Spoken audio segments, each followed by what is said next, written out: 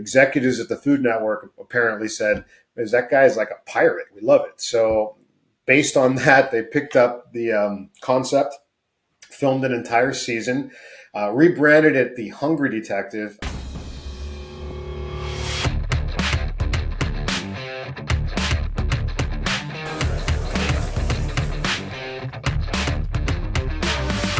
Price tag's still on there. Oh my God. And the name brand of the shirt.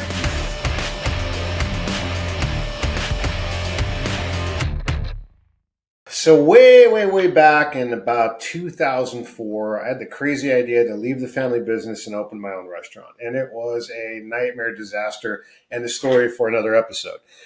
But one of the cool things that happened is I noticed an article in the local paper. It was the Daily Breeze. It was called the Culinary Detective, and it was a guy named Chris Cognac, and he was a cop. And what he did was he goes, "Hey, if the cops are going to eat somewhere, then it's worth writing about." So he had created his own article in the newspaper. It was essentially about the restaurants cops eat at. And I thought, well, that's interesting. I've got the sheriff stations 2 blocks from this little restaurant that I'd opened in Carson called Casa Camaron. So I reached out to Chris by email, and he responded, and he came out and he did an article, and we became friends. He actually ranked us at the end of the year, I think number 5 in the top 10 restaurants in the area, which is really nice of him. And him and I became friends. And he calls me one day and he goes, I pitched my idea of my article, The Culinary Detective, to the guys at the Food Network, and they're very intrigued. And they asked us to put a sizzle reel together, which is basically like a marketing piece. It looks like a commercial or a shortened episode, or basically it would be, in this case, I guess what they had to do is create an entire episode. But he only had a week to do it.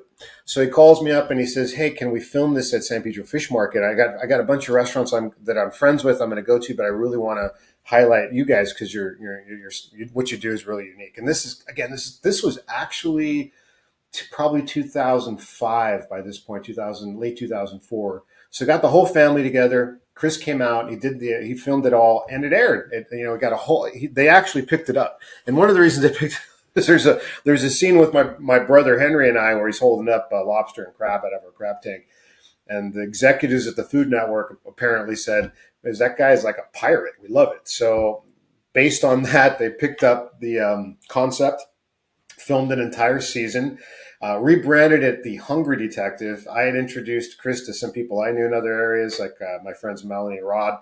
Uh, Rod was also a police officer at the time in Atlanta, so they went to Georgia and filmed some places with him.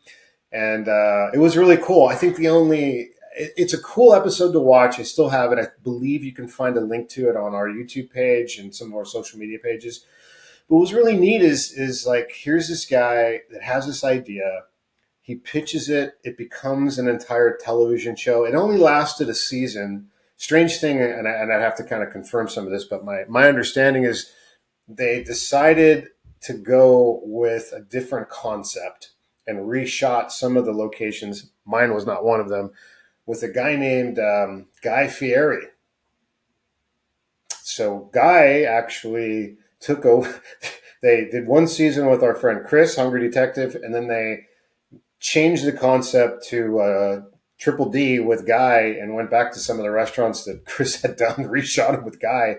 And Guy's, I guess the way Guy edited and performed was a little bit more popular than what Chris was doing, even though I thought it was great. And, the rest is history for Guy. Chris is now retired and living in Florida, and we're still friends and keep in contact. And maybe one day I'll have him on the show and he can tell you his version of that story. But it was a fun time. And I encourage you to check it out.